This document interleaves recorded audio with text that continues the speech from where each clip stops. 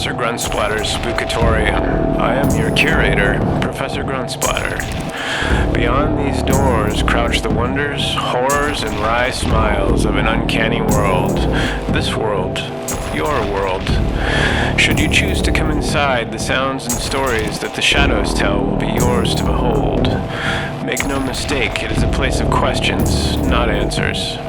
A place where the tickle in your belly or the twitch in your eye simply mean you're paying attention. But then if you weren't curious, you wouldn't be here. There will be no refunds once you enter. Thank you for your attention, and the brave ones, come with me.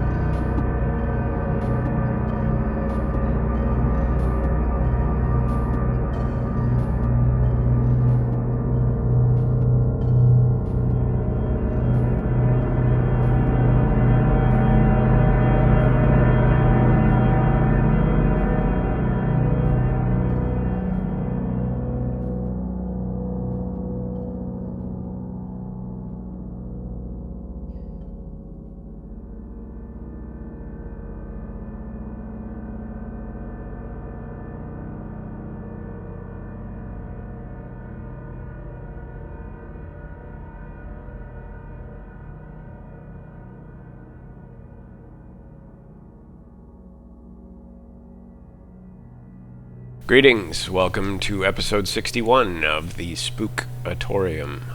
That was Fausten with the track Cranial from their self-titled 2013 album on Ad Nauseam. And opening the set today was Shrouds with Litany of Curses from their Pagan Blood Rituals EP on Strange Therapy.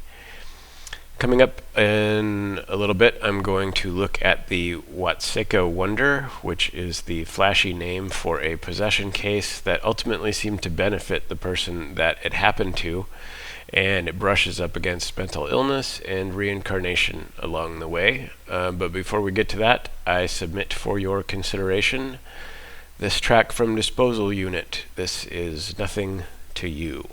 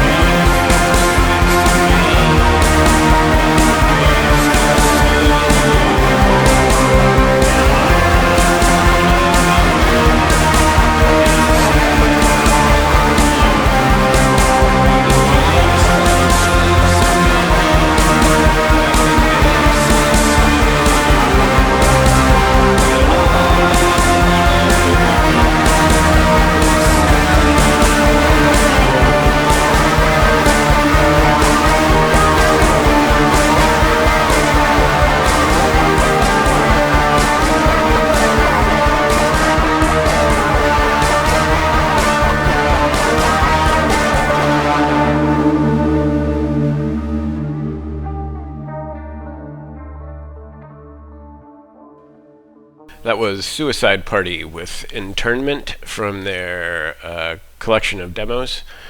Before that was Deafcult with Oppenheimer's Regret off their recent Future of Illusions release.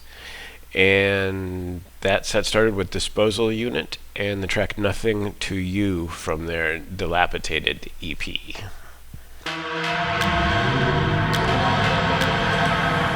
The Spookatorium Spirit Lounge awaits, where those from the other side just may press their faces against the window of our world.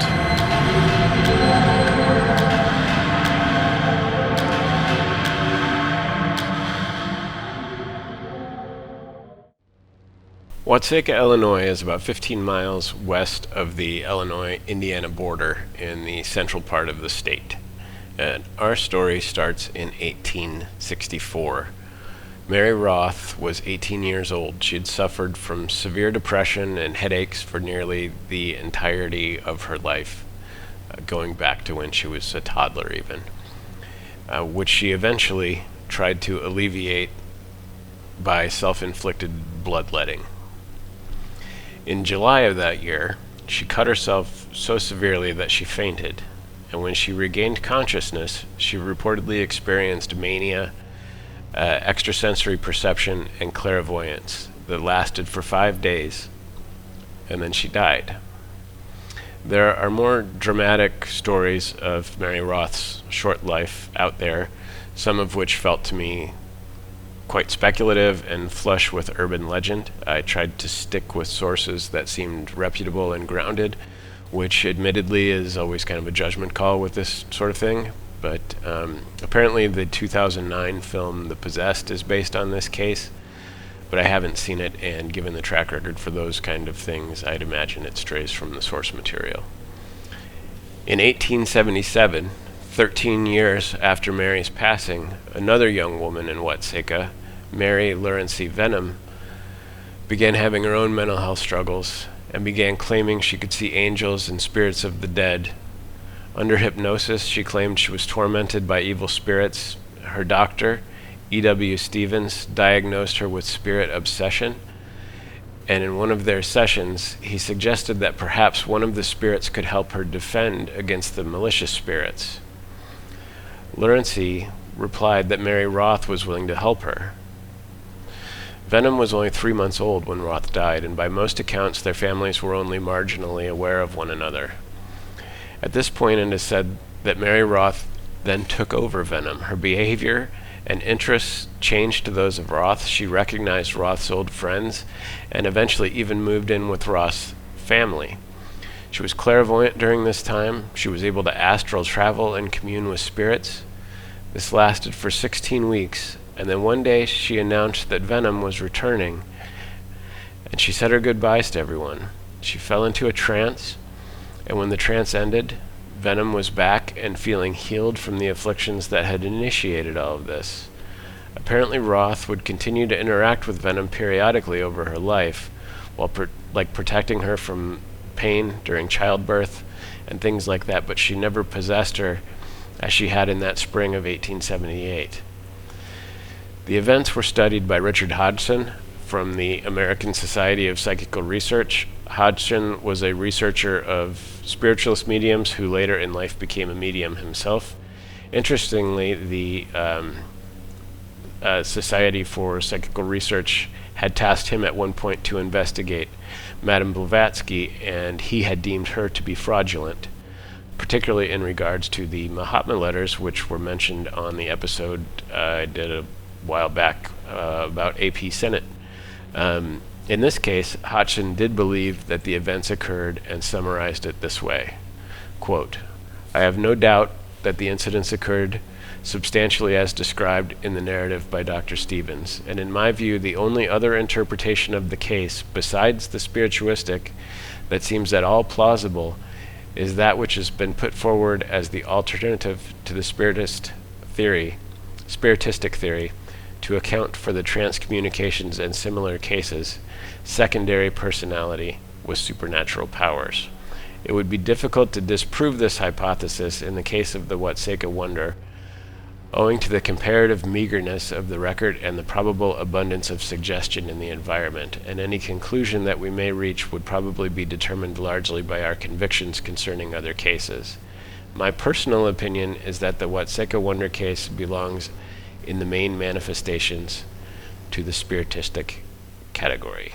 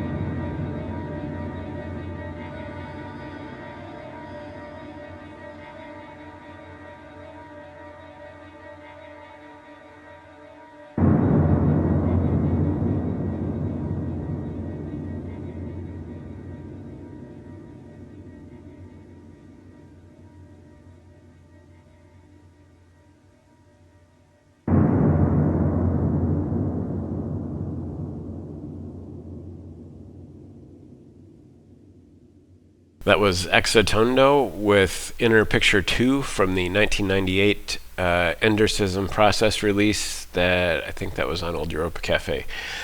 Before that was Corrado Maria De Santis with No Longer the Same from the Over a Long Time release on Lost Tribe Sound. And that record is stunning. I only recently took a deep dive into the Lost Tribe catalog, and there are a lot of fantastic releases there that I expect will be finding their way onto the show in weeks to come, but that one is excellent. And then opening the set was Sean Hølt with the second track from his Ghosts of Ohio release. And I went back and double-checked what episode I talked about the AP Senate case and the Mahatma letters, and it was episode 51, if you're curious to go back and see what that was about. This is Stereo Taxic Device with Man-Made God.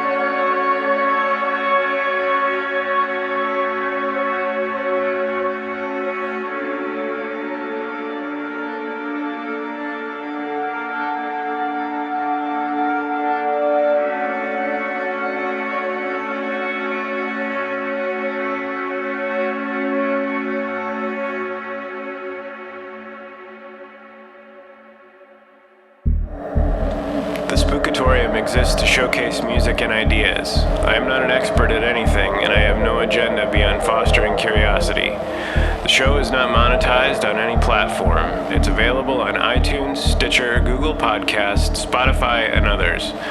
A video version is available on the Cryonic Mind YouTube page. If you can like, subscribe, comment, etc., it helps the show's visibility. If your music was featured here and you'd prefer it was not, let me know and I will remove it from the feed. You can reach the show at spookatorium@gmail.com. The website can be found at spookatorium.org, and your comments are always welcome. Thanks very much for spending some time here.